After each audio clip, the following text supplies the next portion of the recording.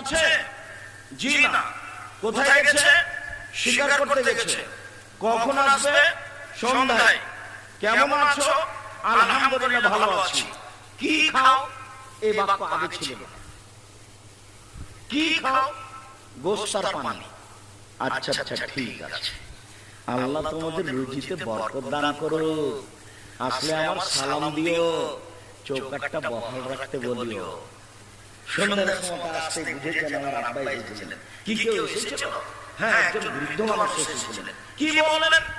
বললেন যে বাড়িতে আছে। আমি বললাম নেই। কোথায় গেছে? শিকার করতে গেছে। কখন আসবে?